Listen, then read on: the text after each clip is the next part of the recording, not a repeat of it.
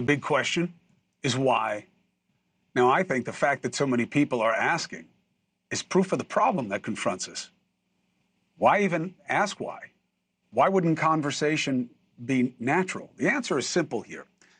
Because their way isn't working. The way we're conducting our politics and our media is not working. It's not helping. In fact, it's hurting us. It's driving us apart. The disease is division, even when it's couched in the art of the interview and the clever, and you have to check them on the blah, blah, blah. This is not a joust. This is not a college debating. That's the theatricality of some BS contest to be judged by your peers. Has any of it moved the needle except to give someone a chance to pat themselves on the back and from their like-minded people? More and more people only want to hear what confirms what they want to be true. Confirmation bias. A culture based not on curiosity, but closed-minded reliance on groupthink. Add to this the media and the establishment response to this malady. Either it's a joust and it's a thing, or who's the smarter and the gotcha, and all that BS theatricality. Or efforts to limit what is found to be offensive or manipulative or misleading. It's explained as not giving a platform to poison or deplatforming what is deemed malignant. Now, in practice, it plays like censorship, and you're seeing it more and more. And I would be fine with it if it was getting us to a better place. But it isn't. None of it is.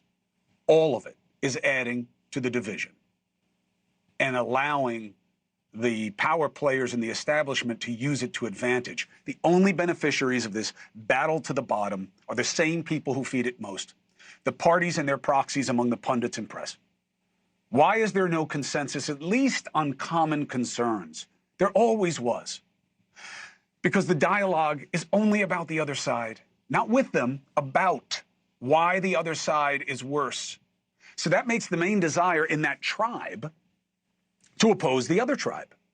Those seeking office or influence merely have to feed the fear of the other side and promise to oppose them, allowing nothing to happen on your watch. The only thing the two parties seem to have in common these days is a bone-deep belief that the other side is worse. The bad news is that this sickness I outline is severe. The good news is there is a cure, and it's not jousting. Conversation is the cure. When you talk to someone instead of about them, it's very different. Civility, decency, openness, the humanity. For instance, have you ever had somebody come to you and say, you know, I really got into it with this other person. You were not present to see it. And they say, and I was like, you're crazy. And then I was like, you better never say that again. And I was like, shut up, stupid. Your ideas are ridiculous. The key word in all of that is like. Because most often, none of it happened that way.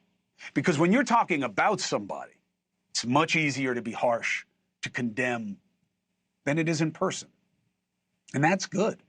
And we know that from every other area of our lives, other than our politics. Even when there's disagreement, there's just as often areas of common concern. Parenting, partnering, professionally, with pals, all of it. All right, look, we don't agree this, but what are we going to do about it? Okay? How did we get here? We don't know, but what are we going to do? That's been taken from us by this two-party silo system, and I believe the cure is conversation. The other day I was with power player Patrick Bet-David, love him, and conservative flamethrower Candace Owens, hadn't met her before. We were together for a morning last week in what PBD calls the Lion's Den, a room filled largely with concerned conservatives. We went through a number of issues. Owens playing to the crowd, arguing a number of propositions that I certainly don't agree with or see the same way, some of which are just a matter of opinion or preference. Some are about feelings over fact. But it was nothing like you would expect it to have been, certainly on Twitter. There was respect, not rancor. There was conversation, not competition. And the benefit was clear in the aftermath by the audience. I wasn't there to make people change sides. I don't have a side. I was there to allow people an opportunity to be open to ideas and suggestions other than those that they have been pounded with repeatedly by pundits and platforms. And it resonated because there were common concerns. And that created space to shift the dynamic from the feud between us to the men and women who are supposed to be addressing our concerns and creating policies that we can vote on. Hey, thank you for watching.